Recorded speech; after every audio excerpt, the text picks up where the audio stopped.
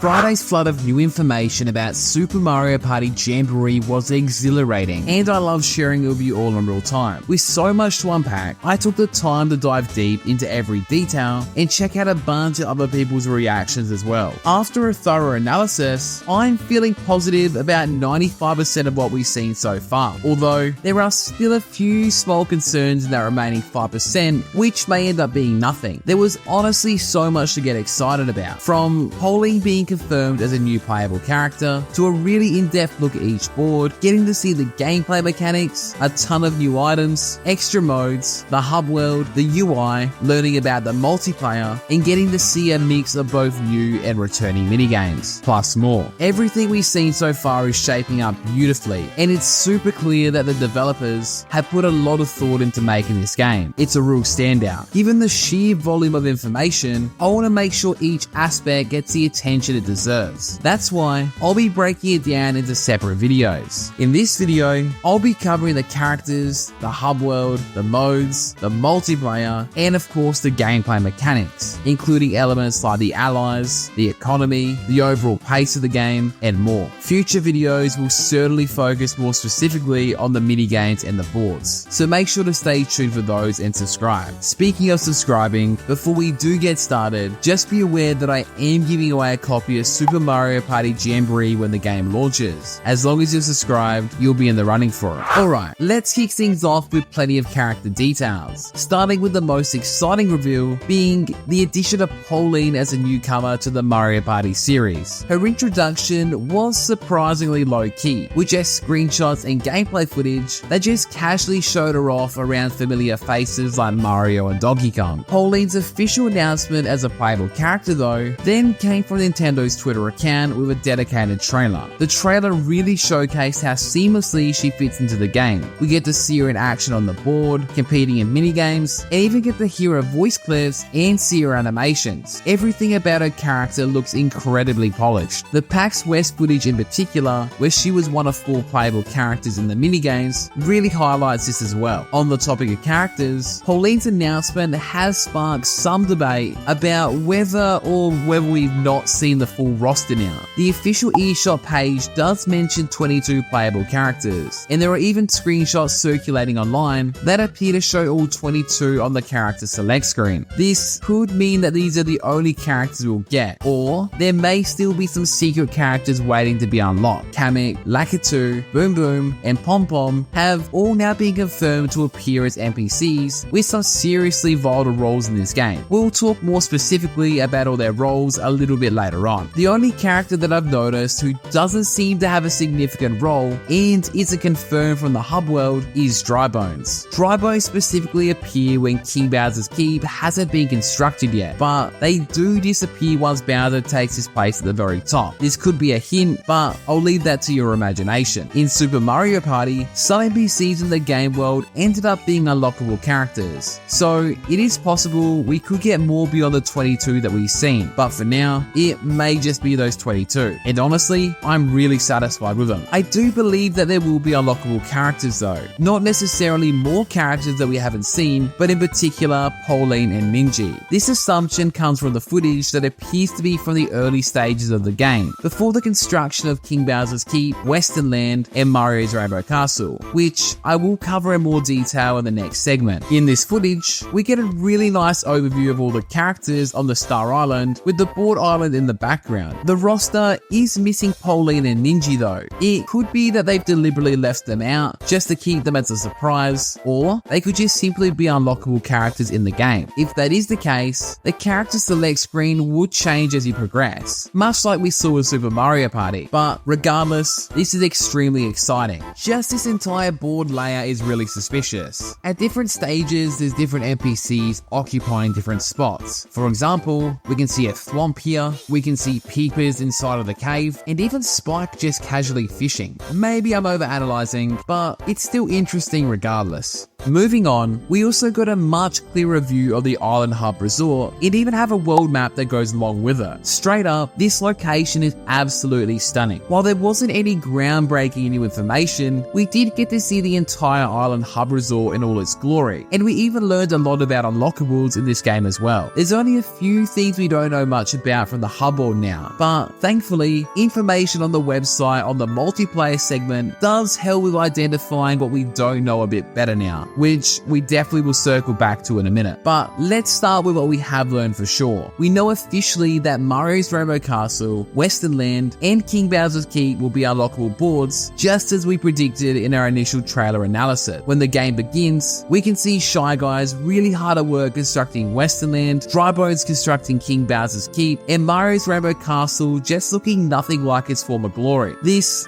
really does suggest that after progressing through the potential story mode or just playing the regular boards, these boards will become available. I'd love to know your theories down in the comments below on how you think we will be unlocking these, but I just simply love unlocks. Getting to see all the boards in their completed form in this new screenshot honestly looks so good. Speaking of new screenshots, we also got one of the entire island layout. It's just really great to see every island now clearly visible. This full view really adds to the feeling of a nice, cohesive, real-life location. I just love how it brings everything together. It just makes the game world feel so much more connected, rather than it just being a bunch of separate modes. The biggest question marks remaining in the hub world are the mysterious flying islands and the Joy-Con islands. The flying islands first appeared in the initial trailer and still remains largely unexplained. However, the multiplayer explanation labeled this as Flapping Adventure, and it won't be an online mode, but this may not be accurate due to translating from Japanese to English. As for the brand new Joy-Con islands, we can make some educated guesses based on the visible details and, of course, now the multiplayer descriptions too. The building with music notes and cooking images likely corresponds to rhythm minigames and is called Rhythm Cooking from the multiplayer description. The other building is still a little bit unclear, but the cog symbol on it indicates it might be a factory of some sort, which again corresponds to the translated name being Toad Factory. These three in particular have also confirmed to not be online, suggesting that this is all probably going to be something to do with motion controls and Joy-Con play. But hey, I'm certainly willing to give it a try. Speaking of the multiplayer and the modes, we also uncovered a ton of new details about all the modes, and in particular, how the multiplayer will be integrated, and there's a lot to dive into. Firstly, we have the regular board Mario Party. As mentioned, we won't be talking about them all specifically here, but all 7 boards honestly look phenomenal. Every board has unique NPCs dressing up, unique events happening on the boards, and it's just decked out with background decoration. There is honestly a lot of love poured in here, and this game is just oozing charm. I mean, even the logos look really great. There is also really good news. You can play offline of up to 4 people on a single system, which has been like that since 1998, and it does have online play. You can randomly join matches with 2 to 4 players, but only 1 player per console can participate. Additionally, you can enjoy local multiplayer with 2 to 4 players, with up to 3 players sharing a single Nintendo Switch console. The game will also save after every turn like in Superstars automatically, so none of that Super Mario Party bollocks. We also got a ton of new details about the Minigame Island, which now translates to Minigame Bay or Minigame Harbor. This plays very similar to how now Minigames acted in Mario Party Superstars. Firstly, Boom Boom,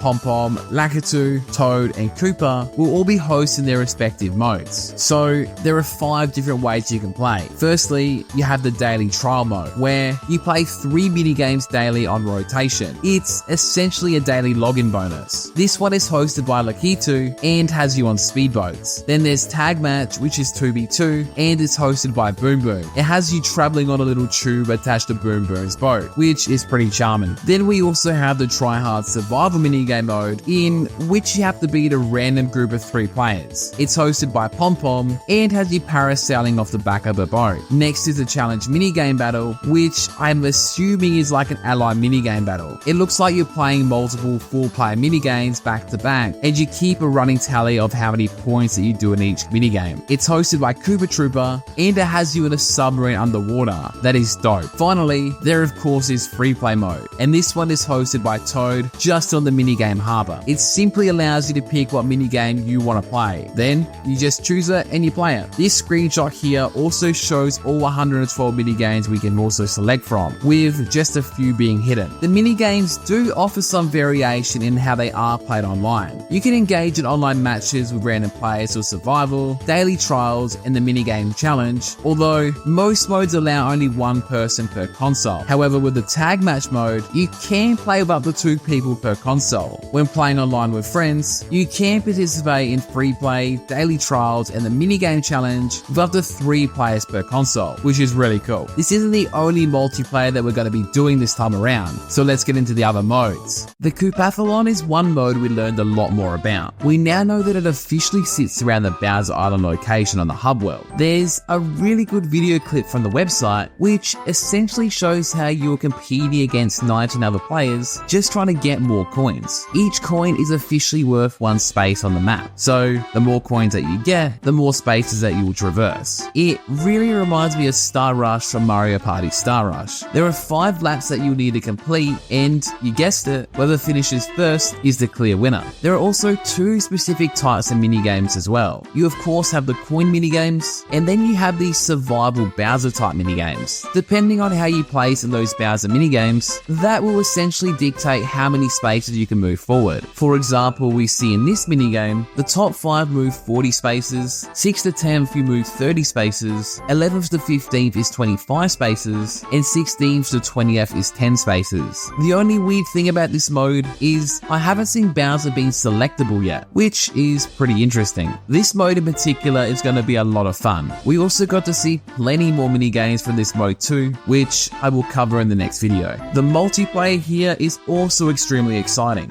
1 person can play per Nintendo Switch console, and that's whether you're playing random, friends, or yourself. If you are planning on playing with your friends, you can play with 7 other people, meaning you're going in with a nice group of 8. This is going to be so much fun, and I can see this game popping off on streams as well. There's also a new co-op mode as well, which is featured on this island. The translation for this mode is Bowser Busters or Koopa Busters. This is just 8 players fighting against the fake Bowser and hopefully other bosses as well. It looks like you're just on the overworld map, and your job is to split up and take down the boss. Everyone is essentially working together just to fight that common goal. You also get to play 8-player minigames here, which all look to be pretty cooperative. I really just hope there's plenty of 8-player minigames and bosses just so this mode doesn't feel repetitive. It's also pretty cool because depending on how you do in minigames, you also get some items too. For example, here Mario can pick between a heart, a banana, and a speed boost. This mode is also solo, but it is online as well. 1 person can play per Nintendo Switch online or with your friends. You can also play with up to 7 friends online as well, meaning you're going into a nice 8-people game, or you can play with randoms too. As I mentioned a little bit before, we also have 3 other modes that Nintendo haven't shown off yet. These have been described as Flapping Adventure, which is likely this flying island we saw in the first trailer, Toad Factory, which is this building, and Rhythm Cooking, being this building. These modes all appear to be offline and can only be played with Joy-Cons it seems. I'm still pretty excited to play them nonetheless. The only real concerns I have for all the modes is just how replayable they're going to be. I'm hoping they're not just a one and done kind of thing. The first signs are really good though. Now let's move on to the gameplay. And my lord, doesn't it look beautiful? They went ahead and showed some typical board gameplay. The first thing that really caught my attention was really that dynamic camera that just follows your character around the board as you're moving. It's honestly quite surprising that Mario Party hasn't ever done this before. It just adds a whole new level of immersion, making the board feel way more engaging as well. And it just allows you to take in all the sights from within the board just a whole lot better. The boards also look so good. It's even the little things like the gigantic Bowser staring at you as you walk past on King Bowser's Keep. This game is simply oozing charm. Even all the animations are just super good. The graphics in this game and the animations have been improved a lot since Superstars. it would honestly be impossible to list every single minor detail. But for example, I just absolutely love the lighting now, and even stuff like hitting and charging the dice roll, which is also just super shiny. It's really good. The gameplay also confirmed that the star is now just floating on its own, with no character physically handing it out. Instead, Yellow Toad handles the dialogue. So I guess you could say Yellow Toad is the host. It does feel a little bit odd. It's not a deal breaker for me though, but I think they could have created a character specifically to host the game and hand out the stars. After all, we do see Yellow Toad handing it out in Mario's Rainbow Castle. They could have just kept that consistent across all the boards, and I wouldn't have that complaint at all. But super minor. We also got a glimpse of what happens when you land on an item space. It now seems that a wheel pops up and you're randomly given an item depending on where it lands. However, from the minigames we have seen so far, it does look like there may still be item minigames in the mix as well. So we could be getting a bit of both, which is pretty cool. Not having item minigames definitely speeds up the gameplay though, so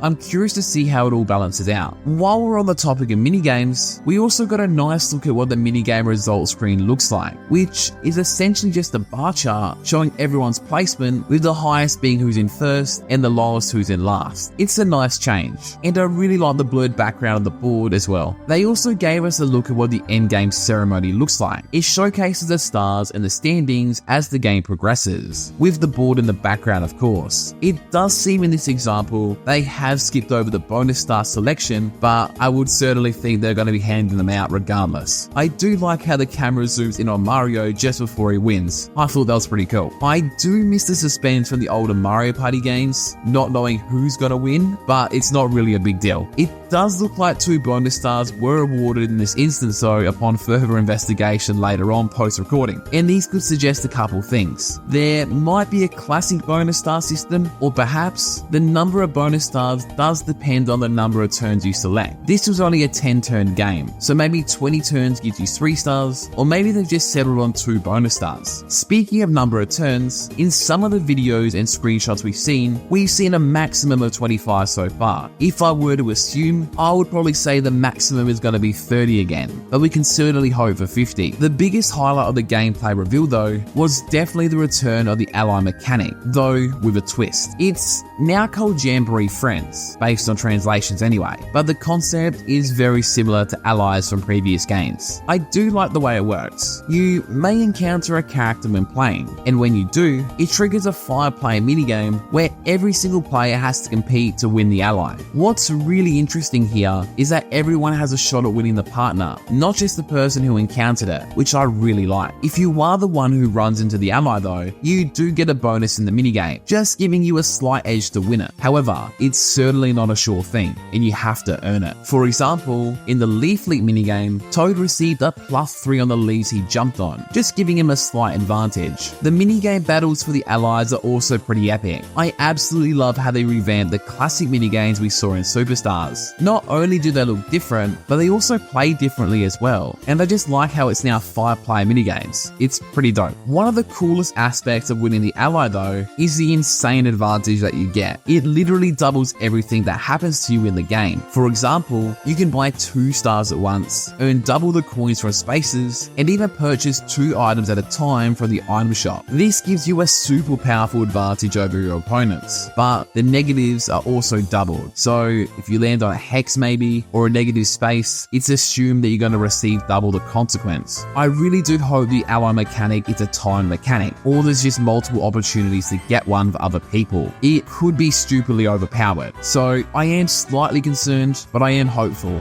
The concept's pretty cool. We also got a nice look at the lucky space this time around, and it seems that it gives you 10, 7, or 12 coins in this one instance, but that's probably going to change, and they're going to operate very similar to the past 2 Mario Party games. We don't know too much about the unlucky spaces, the Bowser spaces, or chance sign spaces yet. We got to see a little bit of the Bowser space from this Yoshi trailer from Twitter, but we only kind of saw Yoshi get pulled into the Bowser space. So I'm pretty excited to see more from those. Probably the biggest concern that I have is to do with the economy. In almost all the screenshots and the gameplay, it seems there's just a large abundance of coins. I'm really hoping there's no ×2 minigames, and just inboard events like in Rainbow Galleria don't give 50 coins out to every single person when they do the stamp mechanic. Even the items don't look too expensive from what we've seen, but not all items seem to be available available in the shop. So hopefully the really overpowered items have to be earned or they're extremely expensive. Before diving into the items though, I do want to briefly mention the game's speed. It honestly seems fine. By removing the item minigames, it should speed the game up, and the movement and the pacing looks pretty good. You can also fast forward through board events, like when Daisy goes down this zip line, so I'm pretty confident it's going to be good. And I just want to briefly touch on the UI for 2 seconds. I think it looks fine. I've seen people say it looks generic, but I think it's really passable, and I think it's okay. This does take us to the final aspect that I do want to discuss before some little small things, but this of course is the items. There is a lot of them this time around. It has been confirmed that there will be 37, which is the largest in any Mario Party game, and these will be attainable from the item store and item spaces and in-board events. I really like how one item store is run by Koopa Troopa and the other one is run by Magic Koopa. It's pretty cool. We've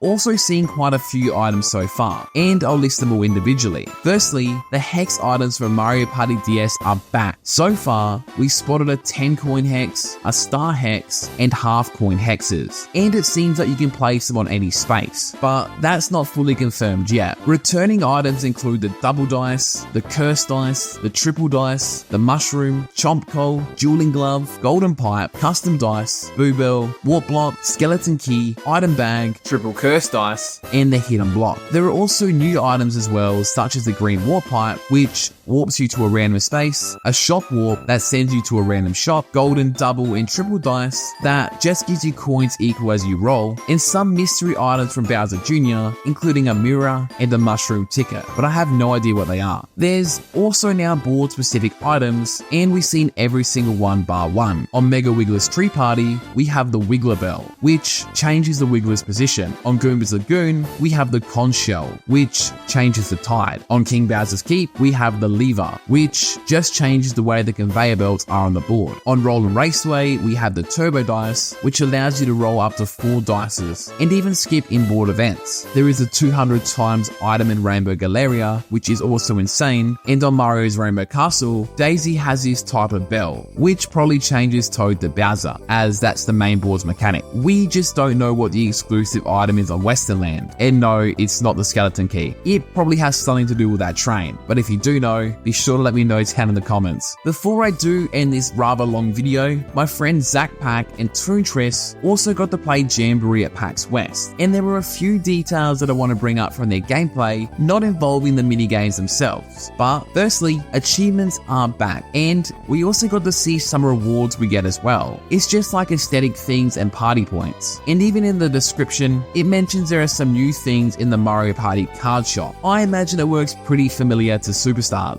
And with all that, that is everything I wanted to discuss in this video. If you did enjoy this video, it would honestly help so much if you could leave a like and also subscribe. It really helps out a lot. But until next time, take care of yourselves, jump in the Swift Cafe Discord, and I'll catch you all in the next video. See ya!